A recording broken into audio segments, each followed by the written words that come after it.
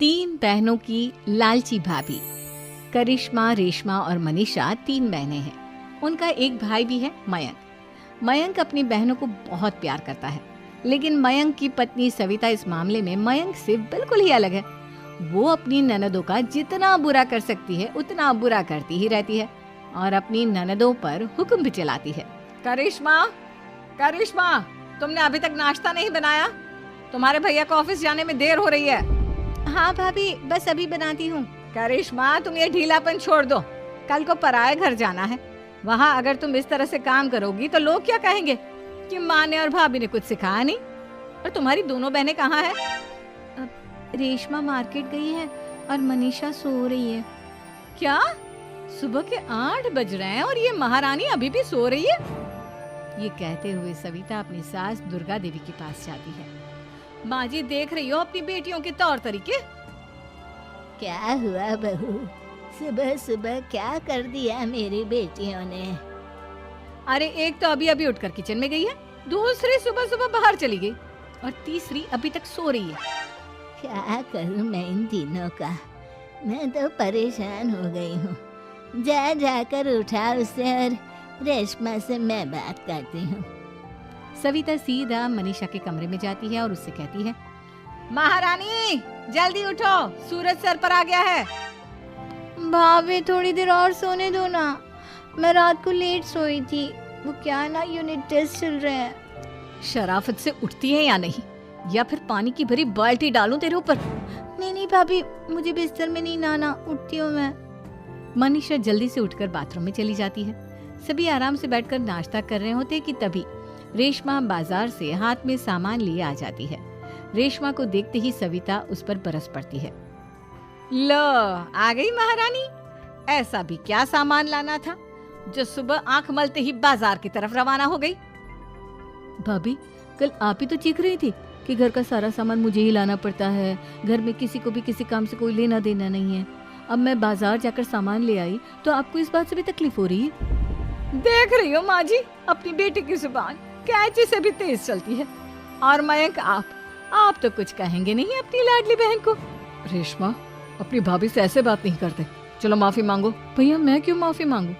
आप भाभी से बोलिए ना कि हम पर कम हुक्म चलाया करे। हम इस घर की बेटियां हैं और आपकी पत्नी की ननद है, नौकरानी नहीं। लो, कर लो बात। इनकी भलाई के लिए कुछ भी बोलो तो इन्हें बुरा लग जाता है। इस घर में यही इज्जत है मेरी। देख लो माँ जी, आपकी बेटी किस लहजे में मुझसे बात कर रही है। सविता वहाँ से चली जाती है।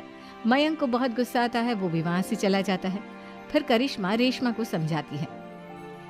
रेशमा, तुम्हें भाभी से माफी मांग लेनी चाहिए थी ना। लेकिन दीदी, मैंने कुछ किया ही नहीं, तो मैं माफी क्यों मांगू?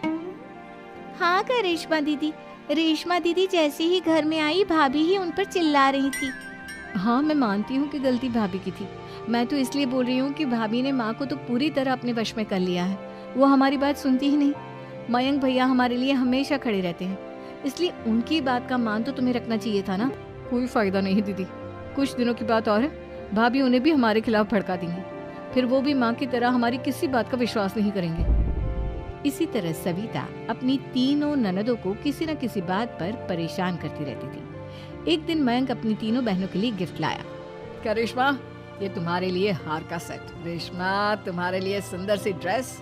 और मनीषा, तुम्हें किताबें पसंद है ना, तुम्हारे लिए किताबें लाया हूँ। थैंक यू भैया। थैंक यू भैया। थैंक यू भैया। करिश्मा, तुम्हारा नेकलेस कितना सुंदर है। ये भैया कहाँ से ले आए होंगे? मैंने भैया को 3 दिन पहले फोन पर ये डिजाइन दिखाया था और आज भैया ये ले आए। सविता तो अपनी ननदों के गिफ्ट्स देखकर जल गई और करिश्मा का नेकलेस तो उसे भी बहुत पसंद आया था। अपनी बहनों के लिए कितना अच्छा नेकलेस लेकर आए हैं, मुझे कभी कोई गिफ्ट नहीं दिया। मैं आज ही ये हार चुरा लूंगी। रात में सविता करिश्मा का हार चुरा लेती है और इसी तरह उसे अपनी ननदों की जो भी चीज अच्छी लगती वो उसे मांगती नहीं, बल्कि रात के अंधेरे में चुरा लेती। इसी तरह दिन बीतते गए और सविता ने मयंक के दिल में भी उसकी बहनों के लिए नफरत पैदा कर दी। एक दिन मयंक ने करिश्मा और रेशमा के लिए रिश्ता देखा और ये बात उसने घर में सबको बताई। माँ, करिश्मा और रेशमा के लिए बहुत अच्छा रिश्ता आया है। वो लोग कल इन्हें देखने आ रहे हैं। आप और सविता मिलकर सारी तैयारी कर लेना। ये सुनकर करिश्मा और रेशमा खुश हो जाती हैं, लेकिन सविता सोचती है, अगर इन दोनों बहनों की शादी हो गई तो घर और बाहर का काम कौन करेगा? मनीषा तो एक नंबर की कामचोर है, उससे तो किसी बात की उम्मीद लगाना ही बेकार है। मुझे इस शादी को रोकना होगा। अगले दिन सभी लड़के वालों के स्वागत की तैयारी करने में लगे होते हैं। तभी मयंक अपनी बहनों से आकर कहता है, तैयार हो गई तुम दोनों? देखो दोनों लड़के बहुत अच्छे हैं, मैं कोई कसर नहीं छोड़ना चाहता, इसलिए तुम उनके सामने अच्छे से बिहेव करना और अपनी भाभी से लड़ने मत लग जाना।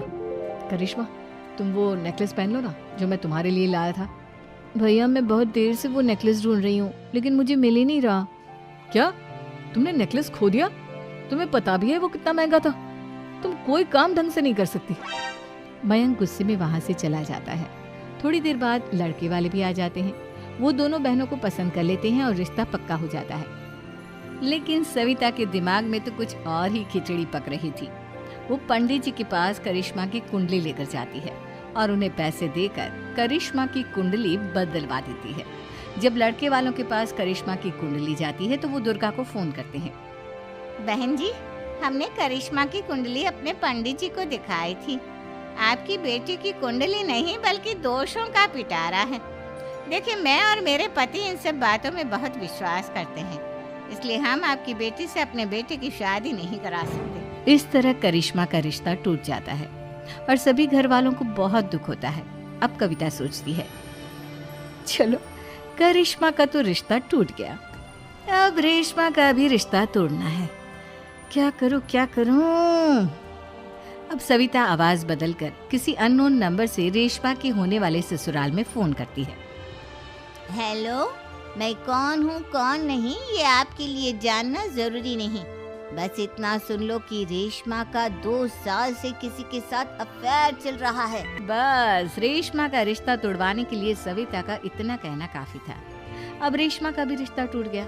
मयंक और दुर्गा देवी ने रेशमा को खूब खरी खोटी सुनाई और उससे बार बार उस लड़के के बारे में पूछने लगे। आप दोनों मुझे क्यों परेशान कर रहे हो? अरे कोई लड़का होगा मेरी लाइफ में तो मैं बताऊंगी ना, जब कोई है ही नहीं तो कहाँ से लाऊं मैं कोई लड़का? तो तेरे होने वाले ससुराल वालों को फोन किसने किया था? माँ, मैं नहीं जानती किसने फोन किया था, मैं सच कह रही हूँ। मैं तो पहले ही कह रही थी इसकी लगाम खींच कर रखो, लेकिन मेरी सुनता ही कौन है। आप चुप रहिए भाभी, ये सब आपका ही किया धरा है। अब तीनों बहनों को विश्वास हो जाता है कि ये सब उनकी भाभी ही कर रही है। तीनों बहनें अपनी भाभी को सबक सिखाने के लिए एक वकील कर लेती है और घर में हिस्सा मांग। देखो भैया, माँ बाप की जायदाद में जितना बेटों का हक होता है उतना ही बेटियों का, इसलिए इस घर के 4 हिस्से होंगे और हमें अपना हिस्सा चाहिए। मैंने तुम्हारे लिए क्या क्या नहीं किया और तुम इस घर में हिस्सा मांग रही हो? भैया, आप और माँ हम बहनों की कोई बात नहीं सुनते हो और भाभी हमारी शादी नहीं होने देगी क्योंकि उन्हें लगता है कि आप हमारी शादी में ज्यादा पैसा लगाओगे और उन्हें हम जैसी फ्री की नौकरानी कहाँ मिलेगी। तो हम भाभी के साथ तो रह नहीं सकते, हम बहनों को अपना हिस्सा चाहिए। अरे तुम्हें शर्म आनी चाहिए अपने भाभी पर ऐसा इल्जाम लगाते हुए। वो तुम्हारे बारे में कितना सोचती है। हाँ माँ, भाभी हमारे बारे में बहुत सोचती है, दिन रात बस यही सोचती रहती है कि किस तरह से अपनी तीनों ननदों को परेशान करूं और कभी मुझे पढ़ने भी नहीं देती।